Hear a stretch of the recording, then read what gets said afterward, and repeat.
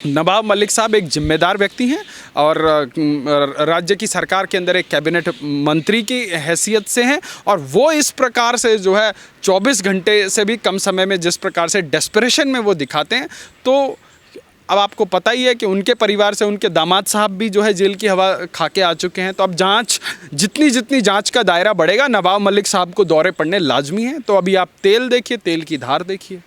अब जिन लोगों को जनता को सुरक्षा देनी है, अगर वही लोग जो है उठाई गिरे का काम करने लग जाएं, वही लोग भाईजान बन जाएं, वही लोग अंडरवर्ल्ड के डॉन की तरह काम करने लग जाएं, तो जनता का विश्वास किसके ऊपर रहेगा? जनता सरकार के पास कहाँ जाएगी जनता गुहार मांगने के लिए? तो आज महाराष्ट्र के अंदर जनादेश का जो है पहली बार तिरस्कार हुआ है। जनादेश का जो है तिरस्कार होने के बाद जो है वहाँ जनता का अपमान हुआ है और लोकतंत्र का जो है वहाँ पर चीरहरण हो रहा है। जिस प्रकार से इतने बड़े बड़े कांड होने के बावजूद वहाँ, चाहे वहाँ पे संतों को जो है बीच सड़क पर जो है मार दिया गया हो, तब भी वहाँ की सरकार जो है हिंदूवादी, तथाकथित हिंदूवादी सरकार वहाँ पर जो है आंखों पर पट्टी बांध कर रहती है। ना वो कुछ देखती है, ना कुछ सुनती है, ना कुछ बोलती है। और उसके बाद जब एक युवा उभरता हुआ कलाकार मार दिया जाता है, तब भी जो है उस सरकार की प्रायोरिटी ये नहीं होती कि किन लोगों ने मारा उसके खिलाफ FIR हो, जबकि उस सरकार की प्रायोरिटी कई 100 पन्नों के एफिडेविट सुप्रीम कोर्ट में दायर करने की होती है कि जी इस व्यक्ति की मौत को CBI जांच क्यों ना की जाए।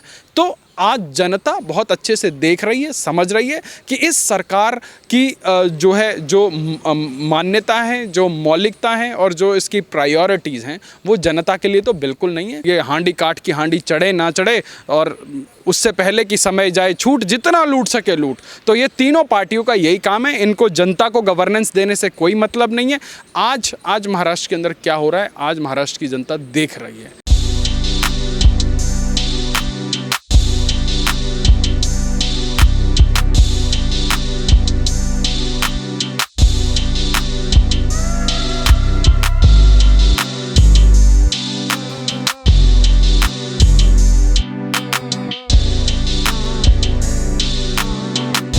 सर, जिस तरीके से नवाब मलिक एक के बाद एक ट्वीट करते हैं, रोज़ सुबह उठ के एक ट्वीट करते हैं, नए लोग पे आरोप लगा देते हैं। पहले समीर वानखेड़े के पिता, उनकी माँ पे, पत्नी पे, अब उनके और रिलेटिव्स पे आरोप लगा रहे हैं। तो ये क्या दिखाता है? उनके दिमाग या ये जो उनका दिवालापन हो गया है दिमागी रूप से, उसको दिखाता है। देखिए, मुझे बड़ा तरस आता है नवाब मलिक साहब पे। इतने सीनियर पॉलिटिशियन हैं और जो है किस प्रकार की वो भाषा का प्रयोग कर रहे हैं। और मुझे उससे भी ज़्यादा दुख जो है उद्धव साहब ठाकरे के ऊपर है और उनकी जो ये मराठी अस्मिता की राजनीति है, संजय राउत से लेकर उनकी जो हर बात पे मराठी अस्मिता डाल देते हैं। मुझे आज प्रश्न उनसे ये पूछना है कि उत्तर प्रदेश से आकर एक भंगार का व्यापार करने वाला व्यक्ति आज एक जो है आपके ही राज्य के अंदर आपने मंत्री बना के रखा है और वो एक महाराष्ट्र की बहन बेटी के ऊपर किस प्रकार के बेहुदा आरोप लगा रहा है, तब आपकी मराठी अस्मिता नहीं जागती। पर हाँ, सुशांत सिंह राजपूत के केस में देश के अंदर इतना बड़ा जागरण हो गया, कोई मीडिया सवाल कर दे तो आपके अंदर मराठी अस्मिता जागती है। मतलब कि आज उद्धव ठाकरे एंड शिवसेना पार्टी के लिए आज जो है नवाब मलिक साहब जो है मराठी अस्मिता से ऊपर हो गए। आज सवाल ये पूछा जाना चाहिए ना, जो संजय राउत कह रहे हैं कि हमाम में सब नंगे हैं, तो एक तरह से उन्होंने एक्सेप्ट कर लिया है कि ये हमाम है और इसमें NCP से लेकर शिवसेना वाले लोग सब नंगे हैं। तो अब देखा ये जाना चाहिए कि जिन लोगों की सरकार है या तो उन लोगों को खुद को जांच करवानी चाहिए। आज सबसे बड़ा प्रश्न तो महाराष्ट्र की पुलिस के ऊपर है। जहां केंद्र की एजेंसी हज़ारों करोड़ के ड्रग के नेटवर्क को पर्दाफाश कर रही हैं, वहां महाराष्ट्र की पुलिस क्यों नहीं कर पा रही है? तो आज सबसे बड़ा सवाल ये है कि देश की आर्थिक राजधानी के अंदर जो इतने हज़ारों करोड़ का ड्रग नेटवर्क चल रहा है, वो किसके संरक्षण और किसके संवर्धन में चल रहा है? तो यदि कोई राजनीतिक संरक्षण प्राप्त है तो उसका जो है पर्दाफाश होना चाहिए और महाराष्ट्र की जनता के सामने दूध का दूध और पानी का पानी होना चाहिए। नवाब मलिक साहब एक जिम्मेदार व्यक्ति हैं और राज्य की सरकार के अंदर एक कैबिनेट मंत्री की हैसियत से हैं और वो इस प्रकार से जो है 24 घंटे से भी कम समय में जिस प्रकार से डेस्परेशन में वो दिखाते हैं, तो अब आपको पता ही है कि उनके परिवार से उनके दामाद साहब भी जो है जेल की हवा खा के आ चुके हैं। तो अब जितनी जांच का दायरा बढ़ेगा, नवाब मलिक साहब को दौरे पड़ने लाजमी हैं। तो अभी आप तेल देखिए, तेल की धार देखिए। सर, जिस तरीके से पिछले साल अर्नव को गिरफ्तार किया था, अनिल देशमुख परमबीर सिंह, सचिन वाजे, पूरे 1 साल बाद जो अभी हम हालात देख रहे हैं तीनों व्यक्तियों के, एक फरार है, एब्सकॉन्ड कर रखा है, दूसरा जेल में है, आर्थर रोड जेल में, तीसरा भी जेल में ही है। तो आपको लगता है कि अर्नब को जिस तरीके से फंसाया गया था उसका जो नतीजा भुगत रहे हैं ये तीनों? देखिए, ये समय का चक्र है और समय बहुत बलवान है।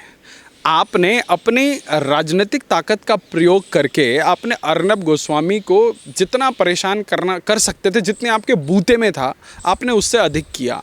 आप सोचिए, एक आदमी जो पुलिस की नौकरी छोड़ के जा चुका है, उसको आप जो है इल्लीगल तरीके से सिस्टम में लेके आते हो, जो आपकी ही पार्टी का नेता है, शिवसेना का नेता था वो, जो एनकाउंटर स्पेशलिस्ट था, जिसको जो है ये लोग इल्लीगल तरीके से लाए। और किस प्रकार से आपने देखा कि वो अर्नब गोस्वामी को कैसे घर से घसीटता हुआ लेके गया था। बड़ा फिल्मी जो है सीन दिखाकर जो है डराने की कोशिश करी शिवसेना और इस सरकार के लोगों ने।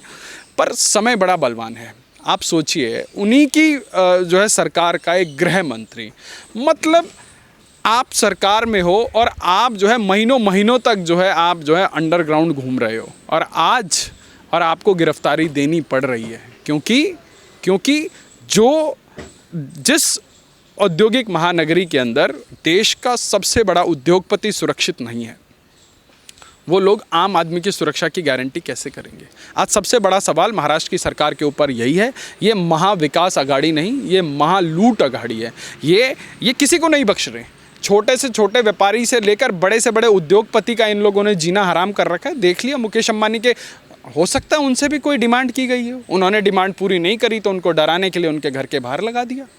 अब जिन लोगों को जनता को सुरक्षा देनी है, अगर वही लोग जो है उठाई गिरे का काम करने लग जाएं, वही लोग भाईजान बन जाएं, वही लोग अंडरवर्ल्ड के डॉन की तरह काम करने लग जाएं, तो जनता का विश्वास किसके ऊपर रहेगा? जनता सरकार के पास कहाँ जाएगी जनता गुहार मांगने के लिए?